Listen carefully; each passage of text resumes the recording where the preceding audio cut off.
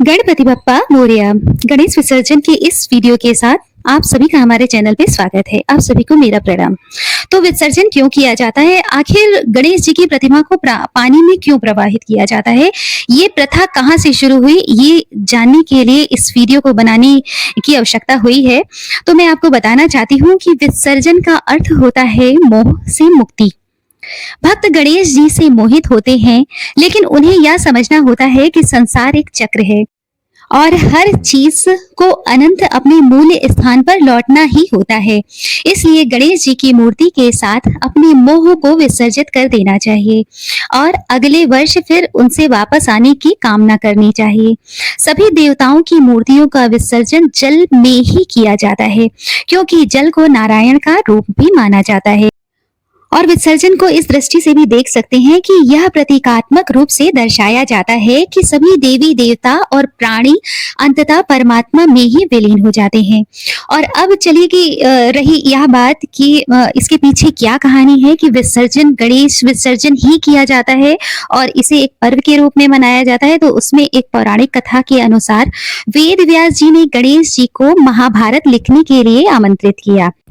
इस दौरान गणेश जी ने लगातार 10 दिनों तक बिना रुके वेद व्यास जी द्वारा सुनाई गई महाभारत को लिखा।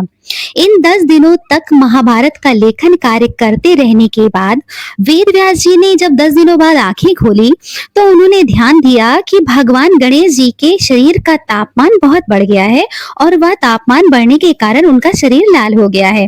वेद व्यास जी ने उनके शरीर को ठंडा करने के लिए वहीं पास ही के एक सरोवर में उन्हें डुबोने का सुझाव दिया, जिससे गणेश जी का शरीर ठंडा हो पाए, और उनको उस सरोवर में स्नान कराया, उनको डुबकी लगवाई। इस घटना के बाद से ही गणेश प्रतिमाओं का जल में विसर्जन करने की परंपरा शुरू हुई, ताकि भगवान गणेश के शरीर को शीतलता प्राप्त हो सके। लोग गणेश जी की उपासना के दौरान अपनी व्याधियों कष्टों को दूर करने की प्रार्थना करते हैं।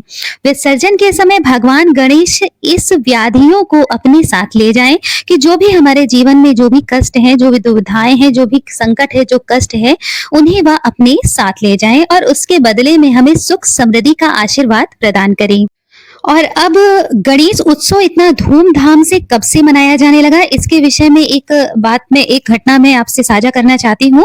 जो यह बहुत बहुचर्चित घटना है, जिसमें बाल गंगाधर तिलक का गणेश विसर्जन से सीधा संबंध होता है, जिसमें एक सत्य घटना पर आधारित है या स्वतंत्रता से संबंधित है, जिसमें 1893 में लोकमान्य तिलक ने गणेश चतुर्थी को एक सामूहिक कार्यक्रम के रूप में मनाने का निर्णय लिया।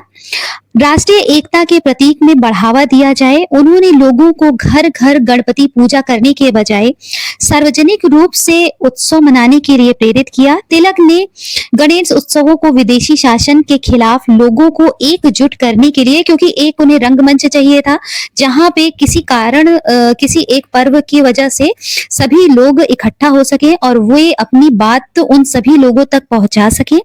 राष्ट्रवाद की भावना को बढ़ावा देने के लिए एक तरीके से एक रूप में उपयोग किया जाने वाला इन उत्सवों के दौरान विभिन्न प्रकार के सांस्कृतिक कार्यक्रम आयोजित किए जाते थे, जिससे यह त्योहार एक राजनीतिक मंच बन गया था। तिलक का उद्देश्य गणेश चतुर्थी को एक ऐसा मंच बनाना था जहां विभिन्न समुदायों के लोग एक साथ आ सके और अपनी सांस्कृतिक पहचान को मना सके, साथ ही स्वतंत्रता संग्राम के लिए वे लोगों को एकत्रित कर सके। जैसा कि सभी लोग जानते हैं कि महाराष्ट्र में गणेश विसर्जन का पर्व बहुत धूमधाम से मनाया जाता है।